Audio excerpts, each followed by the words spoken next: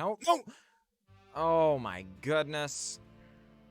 Absolutely grabbed the wrong card. We were trying to go for the land there. Oh my word. That could be a game-losing misclick. Greetings, everyone. I am glad that you are here, and I am glad to be here. Today's jank is back in Historic, and what are we on about? Well, if I told you Grixis control, no one would be surprised. Blue, black, and red have a propensity to both be able to handle things from your hand, on the stack, and on the battlefield all pretty well. And you also typically get access to things like Nikobolas. What if, though, let's just say, we subtracted the blue? Well, we lose access to things like Nikobolas. We lose access to things like stack interactions, so no counterspells and stuff like that. We lose access to some of our most powerful card advantage engines. Can we make it go? Excellent question. Let's have a look at what a deck might look like if one were to be so silly as to remove the blue from their control deck. Well, we're obviously going to be in tap-out control style things, so we have a little bit of hand disruption in Thoughtseizes. We have a little more pseudo hand disruption in Proxa, makes him discard. But then we have a lot of interacting with creatures. Erebos' Intervention, Heartless Acts, Try the Carnarium, Anger the Gods, Extinction Event, and Bone Crusher Giant, as well as Bloodchief's Thirst that also handles Planeswalkers as well. But wait, there's more. We have Cut to Ribbons. This is a very strong card. 4 damage to target creature, and once it's in the graveyard, it can be flashed back with the Aftermath. Each opponent loses X life. So later on down the road, when we're kind of everybody's in top deck mode, yeah, we can just tap all 7, 8, 9 of our lands or whatever and deal 6 or 7 to your face, maybe more. And there are 4 of them in the deck. So getting our opponent, we don't have to get our opponent real low before things get real dangerous for our opponent when we have Cut to Ribbons in the deck. Alternatively, we have a few other cards as well, mainly card advantage here with 2 Phyrexian Arena, a Karn Scion of Urza, but a couple other interesting cards here. One of Scorpion God. Whenever a creature with a 1/1 counter on it dies, draw a card, and we can throw 1/1 counters around. More importantly, when it dies, return it to its owner's hand. So this is a recursive threat that can really cause headaches for our opponent, as well as allow us to dump a lot of our extra mana into, you know, removing threats on the board that may or may not be kind of annoying. Even potentially problematic threats like, that are normally problematic threats for control decks, things like, whatever that vampire is that you can pay for life and give it indestructible. We aren't pressuring our opponent's life total well enough to really punish that. Well, just putting one -1/-1 counter on it, that'll handle that situation. Also, Angrath the Flame Chained as a 1/of. +1, each opponent discards a card and loses 2 life. Again, with Cut to Ribbons in the deck, that loses 2 life can be quite relevant. Just pinging him down a couple of times and then getting a couple of Cut to Ribbons into the bin can really cause our opponent to be in a bit of a spot. We can also -3 it, gain control of target creature until the end of turn, untap it, so an act of treason. It gains haste. Sacrifice it at the beginning of the next end step if it has CMC 3 or less. So it's also removal on smaller creatures, but of course if you're stealing a big enough creature, boy, you can just send them in there for 6 or 8 damage. And again, Cut to Ribbons, ladies and gents, Cut to Ribbons. Interesting. And of course, Scorpion God, I may have said it was a 1/of. I meant to say it was a 2/of. The Angrath, just a 1/of. And then, of course, like I say, some Extinction Events, Cries of Carnarium, things like that as mass removal. But Mastermind's Acquisition, that's right, ladies and gentlemen. We are back here with Mastermind's Acquisition, trying to go to the sideboard to make things happen with our deck. What, pray tell, are we doing? Well, Grafdigger's Cages for Graveyard Hate. Notably, there isn't any Tormod's Crypt, and maybe that's an issue. Sometimes we might like that, so we'll see. We might end up going after that. There's a Mazemind Tome, Extinction Event here in the side as well. A Twilight Prophet for if we need card advantage, and if it is late enough in the game that we just have the City's Blessing, being able to draw a bunch of cards, or our opponent loses X life, we gain X life, where X is that cards converted mana cost. This is a relatively quick clock, as well as being card advantage, as long as you got the Ascend, so not too shabby, as well as another Karn. A Lithoform Engine, that's right, ladies and gentlemen, we love this card. Our second Angrath Flame Chained into the side here. Thought Distortion for control decks. Vengeant Vampire, this is one you don't see real often, but a very important card for trying to gain back mana, or a life, if our opponent has been real aggressive. It's a 4/4 lifelink for 6. Not a great rate, but in the situations where you need the lifelink, very important. But also, when it dies, destroy target creature an opponent controls, and you gain 4 life. So, if we are up against, let's say, I don't know, a Rakdos deck of the much more aggressive style or something, and we've been able to delay the game, sometimes going to the side, like, yeah, you've got a turn, but now you're going to die soon. Well, play the Vengeant Vampire. Okay. But now the Vengeant Vampire just has to trade with whatever, the Questing Beast, or the 4/3 Bone Crusher Giant, or something like that, and then, yeah, you know, you're still kind of dead. Well, not really. Because now you get to destroy another creature over there and gain 4 more life. So you would gain 4 in this proverbial combat situation and destroy another creature. Is this a great card for most main decks? No, there's a reason. This is actually a Planeswalker deck card. But for situations where you need this card, it can be potentially really good. We'll see if we can make some use of it in the videos. No guarantees, but we'd love to. Shine Awaken Inferno for situations where that's good. God Pharaoh Statue for, of course, trying to slow down lots of spell style decks. Immortal Sun for trying to slow down Planeswalker style decks. And of course, we do have a couple of Planeswalkers of our own. The couple of Karns, couple of Angraths, and Chandra from all over. But not... I think that there are plenty of situations where this would be just the better play. There's also the Platinum Angel and an Erebos' intervention in the side for opportunities for that. And I don't know why we went with the Karn here. I was just talking about it, but I remembered I moved it to the main. I think we were supposed to put the Liliana in here. I'm glad I came back and had to do a deck tech here before we played the games, because I think we would have missed that Liliana on the side. I was like, man, I could have swore we had a Liliana here. For, of course, when we, in a situation where our opponent has a couple of large threats, you know, whatever, 5/5 and a 6/6 or something like that, sometimes you can just say, okay, well, I'm going to go to the side and get a Liliana, make everybody sack 2 creatures, and this Liliana is both removal and a Planeswalker being left behind as well. So we'll see if that's a direction we want to go, but a good one for now, I think. That said, without further ado, let's go get some gameplay, shall we?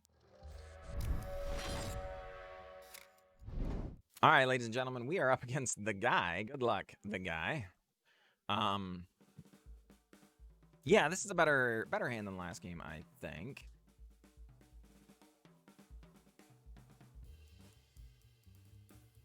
I think we're going to start on a Canyon Slough.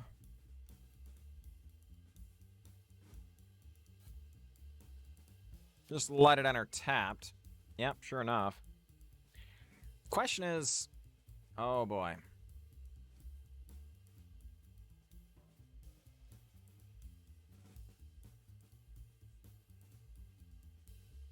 Yeah, let's cut this Marwyn. We've got Cry the Carnarium for next turn. That one can grow out of control here.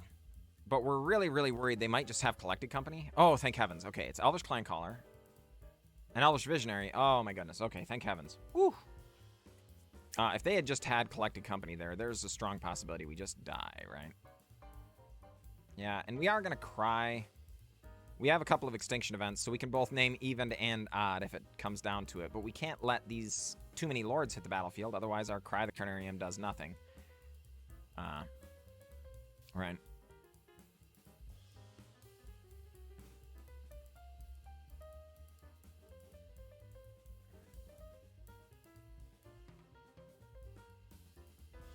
Yeah.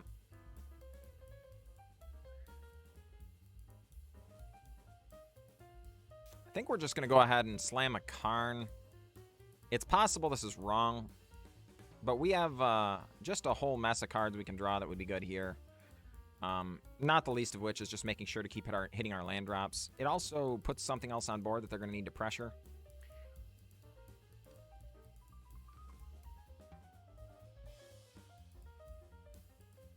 Oh, my word. Opponent gets their Crater Hoof. Sure, Imperious Perfect doesn't bother making a token.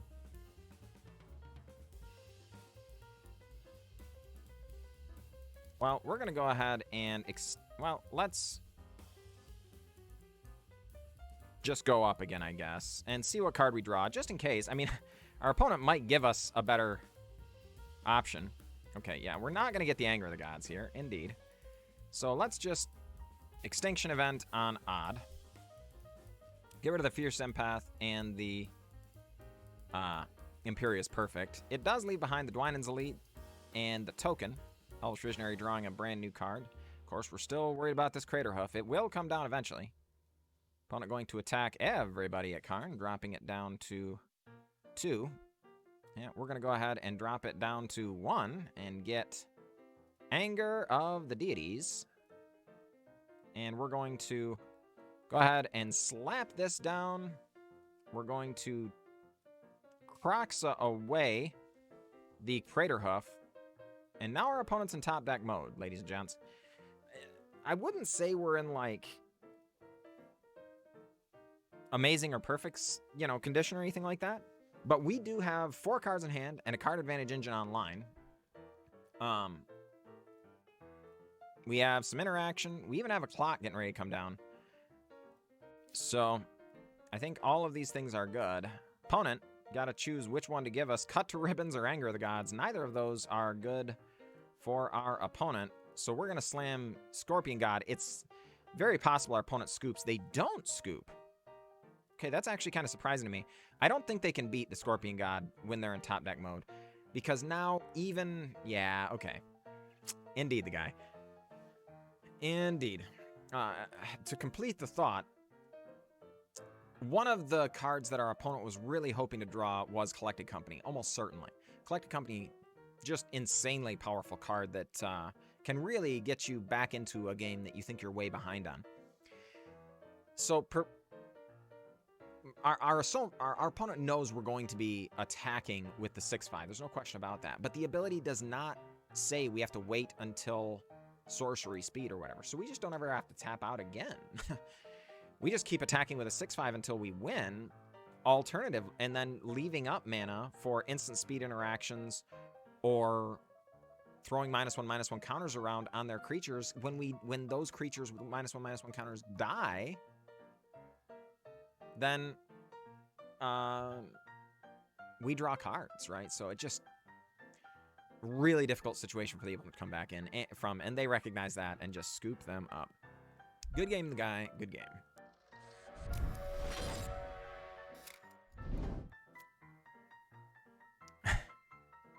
All right, ladies and gentlemen. I must have misclicked somewhere because somehow I have a Blood Artist in my hand.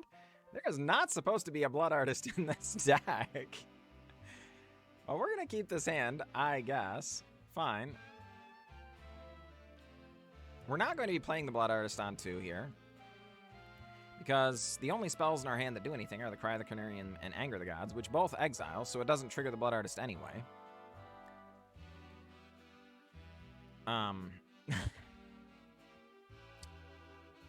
Must have been looking at some other card and accidentally clicked this into our hand. Let's Canyon Slough and pass.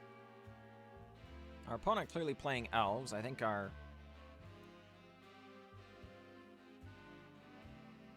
removal package is pretty good there normally, as it happens. Not going to do much here. We're only drawing our mass removal spells. We really kind of needed to be drawing our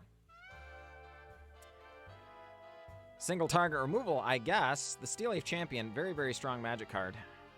Collected Company. Heavens to Murgatroyd, folks. Oh, my word. Down to 9 points of life. Gonna draw a card, lose a life. Odd, even, odd, odd. Well, I guess we're just going to go ahead and name odd. That was a heck of a hit from the Collected Company there. Jeez Louise. But, you know, you put those cards in your deck so that you can get them, and Collected Company is one of their best cards. All right, Perius Perfect. And a Llanowar Elves coming on down, going to hit us for 2. Drop to 6. Phyrexian Arena, gonna draw a card and lose a life. Yeah, we're gonna go ahead and just slap an Anger the Gods onto the board. We have a backup Heartless Act, finally. Instant speed, single target removal for situations that could come up and be detrimental to us. All these things are fine. We're just going to use a Cry the Carnarium this time. Yeah, okay. All these things are fine. Our turn. We draw a Thoughtseize and a Scorpion God. All right. Well, we're down to 4 life. We are going to need more life points, folks.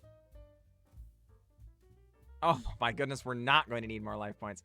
Our opponent, Light My Fire, scooping there a little early, I think. I don't blame them. We had the answers to all their things. And they're now in top deck mode. But they don't know what we have in our hand. We have to kill them before we lose enough life to this Phyrexian Arena to die. We don't currently have any life gain. So I can't blame our opponent for being tilted. Look at all these creatures we've exiled this game. That's a lot of dudes. But a Collected Company off the top for their draw step. Just wait until our next end step. Cast the thing on our end step. Progress to their turn and attack us could kill us. Also, just waiting 4 turns while they just eat a burrito or something might have killed us. But for what it's worth, Light My Fire, good game. All right, folks, this is a really slow hand on the draw, but we do have 3 lands, most importantly. We do have Bone Crusher Giant on 2 as interaction, and then a casting of Bone Crusher Giant on 3. As long as we've drawn a land by then, we have Mastermind's Acquisition on 4, which could get us to the 5th mana or something else to do should we choose that. So I think we are going to keep it. It is pretty slow, and with only 1 interaction spell, a little scary, but, you know, whatever. As it turns out, we did not need our other 5-drop, folks. We only have 3 5-drops in the deck, and they're all in our hand. Opponent goes with a Mind Stone. Yep.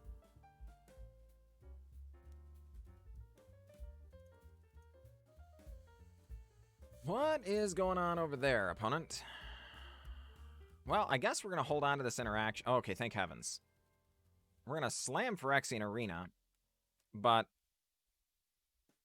we were gonna hold on to our Bone Crusher Giant because we didn't have any other interaction, right? And that could be potentially detrimental. A Lithoform Engine out of our opponent. Sure. Seriously? No lands. For real. We started on 3. We are now an additional 5 cards deep. And no lands here. Feels bad, man. Feels bad. All right, Karn the Great Creator going to the sideboard. What will you get, my friend? It's a Forsaken Monument, of course. That is a broken Magic card with a capital B. So we're going to go ahead, go after Karn the Great Creator. Punch him right in the noggin. Going to Mastermind's Acquisition, going to the sideboard for a Bedevil, I think. Yeah. So we have to kill the Karn the Great Creator. Or, I'm sorry, the Forsaken Monument. Unfortunately. I don't think the Cry is going to do anything for us, so we're going to get rid of that.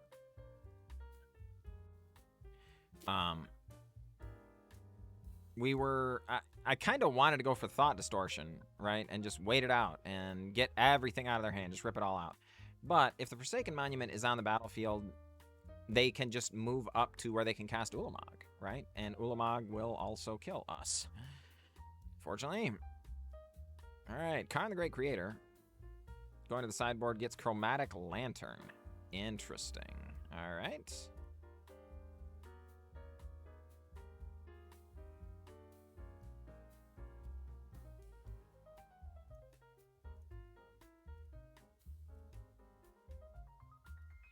Yeah, let's just get in. We're going to go ahead and cast a Scorpion God, I guess.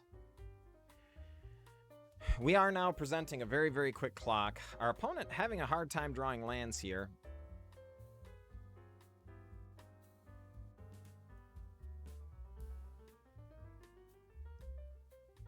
Is okay with us. I'm half tempted to just bedevil that Chromatic Lantern. But I think we're going to tick up and hit our opponent with Angrath here. They're going to take 10 down to 8. And now they're looking at a pretty nasty board. We've already been able to, or we have Bedevil in our hand from when we went to the sideboard. I think our opponent's in a lot of trouble. Sure, Shadow of the Sky happens. But Scorpion God, going to be returned to our hand anyway. Yeah. No, no! Oh my goodness. Absolutely grabbed the wrong card. We were trying to go for the land there. Oh my word. That could be a game-losing misclick. Well.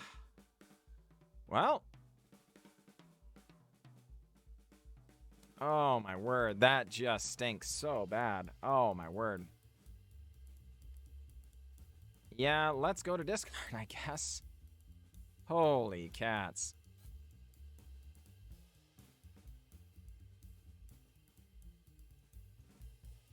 Oh my word, that just hurts so bad. Alright, opponent finally has enough mana.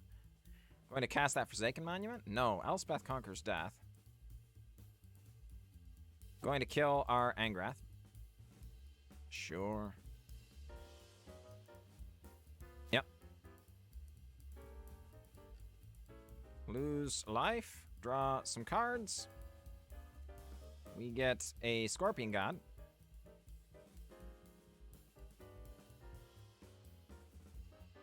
Yep.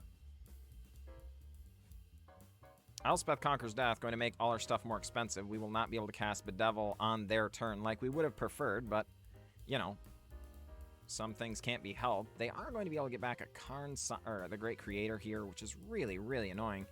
But don't forget, the Scorpion God is lethal, right? Yeah, so they've got to handle it. Indeed. All right, Banishing Light gets copied. Banishing Light gets our Scorpion God.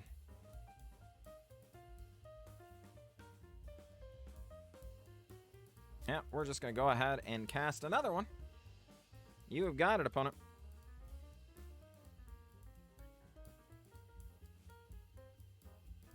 Elspeth Conquers Death, going to go and get a Karn the Great Creator from the bin. Indeed. What say you, Karn the Great Creator?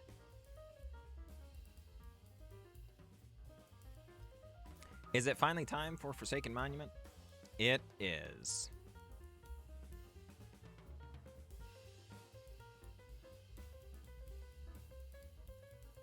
Yep. All these things happen. Karn the Great Creator going to go to the side. What do you find? It's an Ornithopter.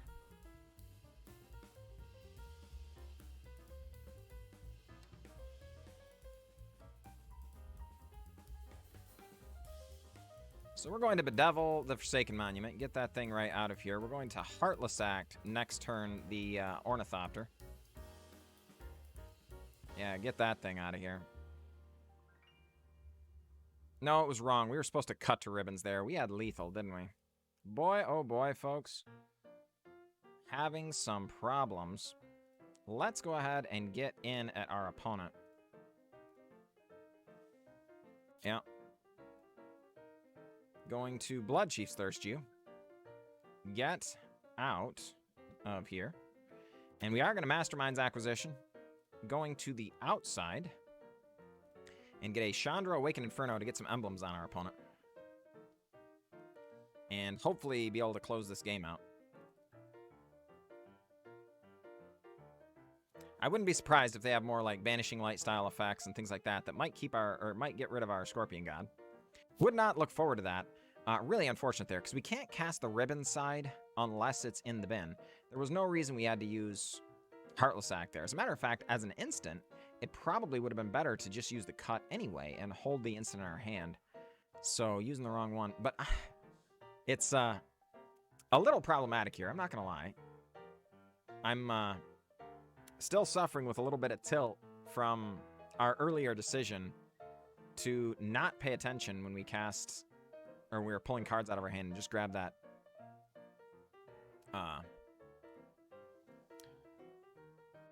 Cry the Carnarium, and really messed everything up. That was very, very problematic.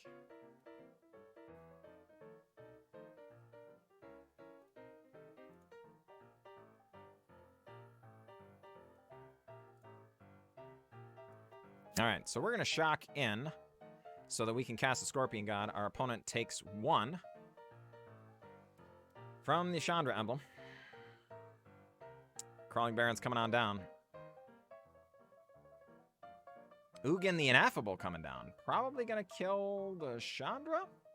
Yep. Indeed. Then copy it and kill the Scorpion God, but of course it's coming back to our hand here.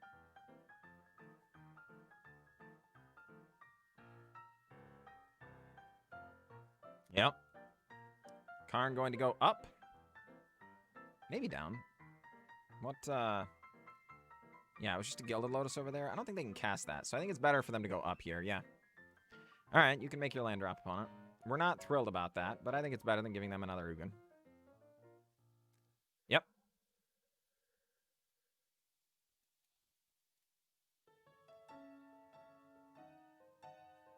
Hey, let's get rid of that fella. Good lord. Get down Scorpion God, and I think we're just gonna pass. Alright, 1 more damage ourselves. Labyrinth of Scophos. That's annoying. But we now have a cut target. So that's not so bad. Alright, and back to hand. Looks like going to go Ugin the Ineffable. Or no, I guess it could just be the Gilded Lotus, potentially. Either one is a reasonable choice.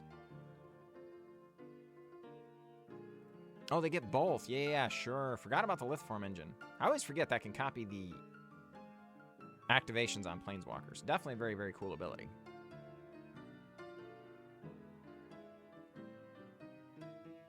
Yeah, so Gilded Lotus coming on down. Then going to be able to cast the Ugin the Ineffable as well. Yep. Keep the new one. Going to kill Scorpion God.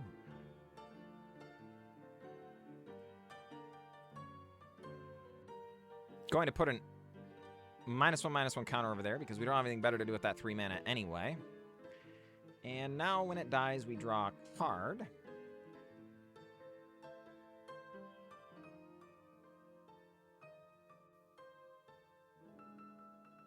Okay, well, we won't draw a card because, of course, it's going to be exiled now.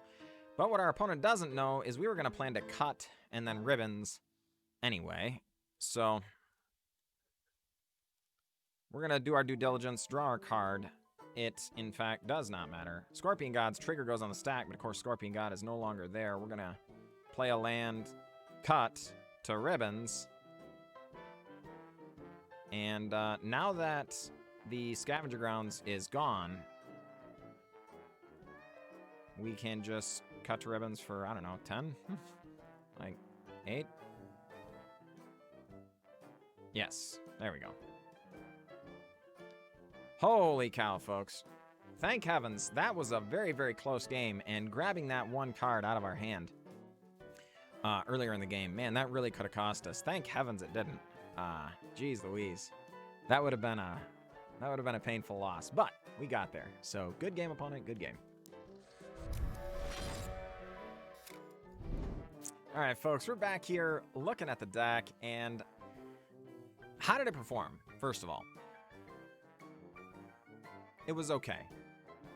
I think I did punt a little bit by not having Bedevils anywhere in the 75 in the original build. So I ended up with one both in the main and in the side.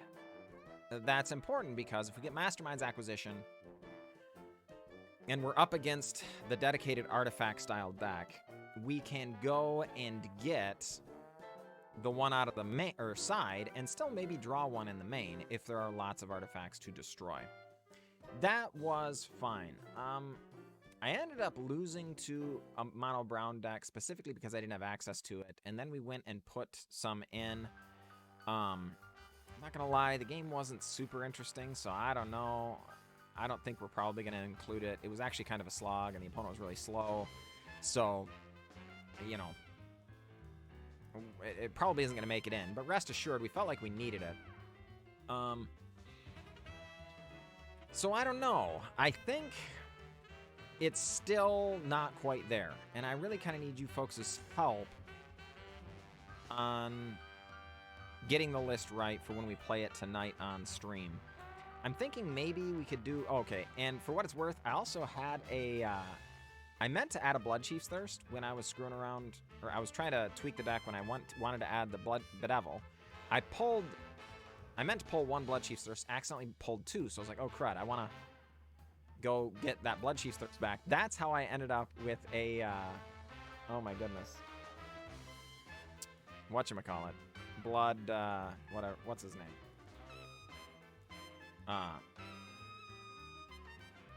Blood Artist. Because apparently when I searched for it, I don't know what I searched for, but it put them next to each other and I clicked the wrong one. But that's how I ended up with a single Blood Artist on the list for that one game. That was really embarrassing, but I'm glad we caught it, so I got to get rid of it. One thing that I think would be good here is quite possibly some Abrades. I think having a couple more of these, there are lots of artifacts that are currently seeing play in Historic.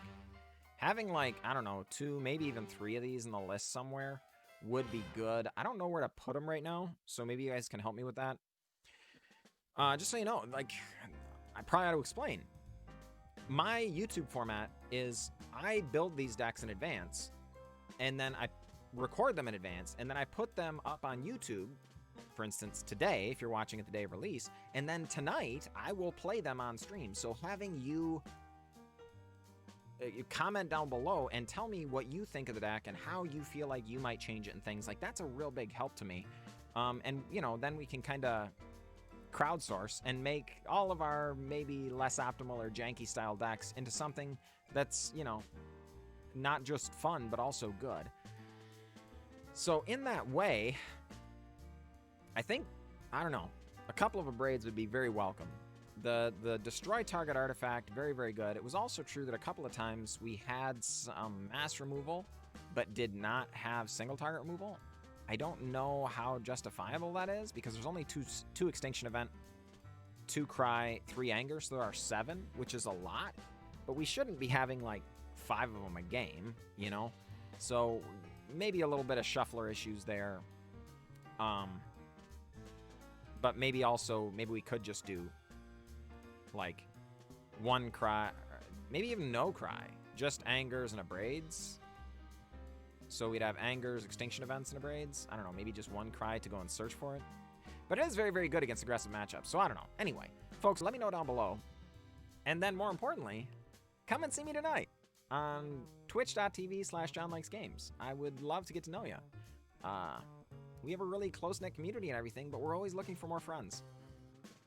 To be flatly honest, I'm sure you can tell by the number of views and subscribers and stuff I have on Twitch or on YouTube here we're not big, but we do have a number of people that love to hang out, and I would love to talk to you.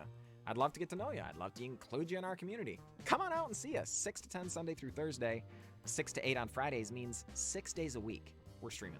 So it'd be great to have you. It also helps if you like the video, if you like the content, subscribe. Even commenting. Any and all of those things be a huge help to me, and I appreciate it. But that said, it was great having you here, and I look forward to seeing you next time.